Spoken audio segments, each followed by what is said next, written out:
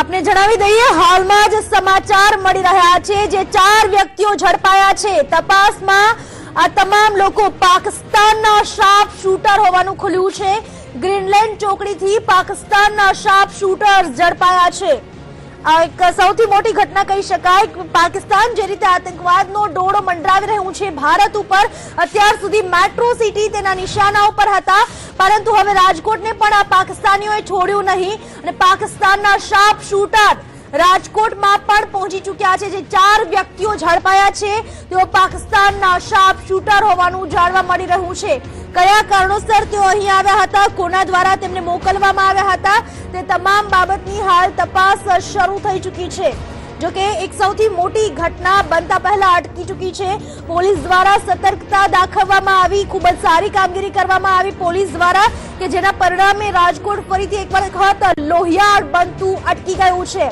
14 તારીખે પણ આ પ્રકારની ઘટના સામે આવી હતી, ત્યારબાદ હજુ ઘટનાને 11 દિવસ થયા છે, ત્યાં જ રાજકોટની ગ્રીનલેન્ડ ચોકડી પાસેથી 4 પાકિસ્તાની શાર્પ શૂટર ઝડપાયા અને એક સૌથી મોટી વાત એ પણ સામે આવી રહી છે કે આ 4 જણા પાસેથી નકલી નંબર પ્લેટ પણ મોટી સંખ્યામાં મળી આવી છે। પૂરેપૂરા તૈયારી સાથે આ વ્યક્તિઓ આવ્યા હતા અને રાજકોટમાં આવીને કોને નિશાન બનાવવાના હતા, કઈ રીતે પોતાની કાળી કામગીરી કરવાના હતા, તે તમામ બાબતને લઈને હાલમાં પોલીસે તપાસ હાથ ધરી છે।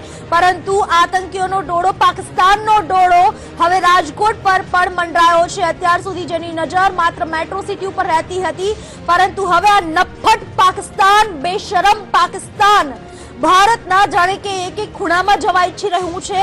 પાકિસ્તાનના શાર્પ શૂટર રાજકોટની ગ્રીનલેન્ડ ચોકડી પાસેથી ઝડપાયા છે, પરંતુ પાકિસ્તાન પણ કાન ખોલીને સાંભળી લે કે ભારત કઈ ચૂપ બેસી નહીં રહે, સામે જવાબ આપવામાં આવશે। ભારત દ્વારા પણ પાકિસ્તાન વારંવાર તેની અવરચંડાઈ કરતું રહે છે, તેમાંથી બાજ નથી આવી રહ્યું। ફરીથી આવી અવરચંડાઈ પાકિસ્તાન દ્વારા કરવામાં આવી છે। પાકિસ્તાનના 4 શાર્પ શૂટર ભારતમાં ઘૂસી આવ્યા, ન માત્ર ભારત પરંતુ ગુજરાતના રાજકોટમાં પણ ઘૂસી આવ્યા। રાજકોટની ગ્રીનલેન્ડ ચોકડી જ્યારે રાજકોટમાં તે પાર કરે, રાજકોટની સરહદ ઉપર જ આ 4 શાર્પ શૂટરને ઝડપી લેવામાં આવ્યા છે। હાલના તબક્કે સોપારી કિલિંગની આશંકા સેવવામાં આવી રહી છે। કોઈ વેપારીની કિલિંગની જે ઈરાદો લઈને, બદ ઈરાદા સાથે તેઓ આવ્યા હોવાના સમાચાર સામે આવી રહ્યા છે। આ વિશે વધુ માહિતી આપવા આપણી સાથે જોડાઈ ચૂક્યા છે અમારા સંવાદદાતા કલ્પેશ ગોહિલ જોડાઈ ચૂક્યા છે। કલ્પેશ, જે રીતની માહિતી સામે આવી રહી છે, પાકિસ્તાનના શાર્પ શૂટર હોવાનું સામે આવી રહ્યું છે, શું કહેશો?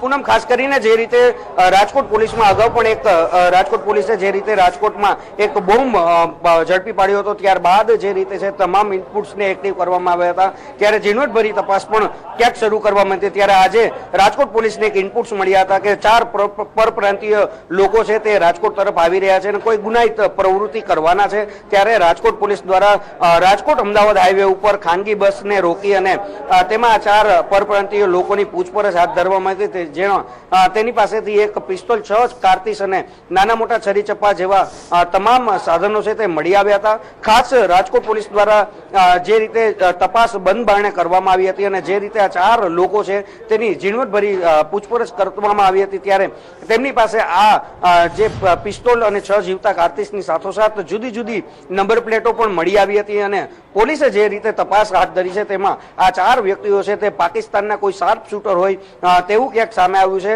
કોઈ કયા સંગઠન સાથે તેમની સાંઠગાંઠ છે આ પણ એક પોલીસે તપાસ હાથ ધરી છે। ત્યારે ખાસ જેને કહેવાય કે રાજકોટના વેપારીને ટાર્ગેટ કરવામાં આવ્યા હોવાનું ક્યાંક સામે આવ્યું હતું અને આ જે શાર્પ શૂટરો છે તેના દ્વારા આ કૃત્ય કરવામાં આવનાર હતું, પરંતુ આ કૃત્ય થાય તે પહેલા જ રાજકોટ પોલીસે તેમને અટકાવી દીધા હતા। ત્યારે ખાસ જે રીતે તમામ જે ઇનપુટ્સ મળી આવ્યા હતા અને તમામ જે રીતની તપાસ હાથ ધરવામાં આવી હતી, તેમાં આ 4 વ્યક્તિઓ છે તેની શંકાસ્પદ હિલચાલ દેખાણી હતી। પાકિસ્તાનમાં જે આ 4 વ્યક્તિઓ છે તેનું શું કનેક્શન છે, તેની પાસે જુદા જુદા સિમ કાર્ડ પણ મળી આવ્યા છે અને આ જે લોકો છે તે મહારાષ્ટ્રથી નાસિક આવ્યા હતા અને ત્યાંથી ગુજરાતમાં પ્રવેશ્યા હતા। ત્યારે આ તમામ જે વિગતો છે તેને ધ્યાને રાખી અને રાજકોટ પોલીસ દ્વારા તમામ જે પૂછપરછ છે તે હાથ ધરવામાં આવી છે।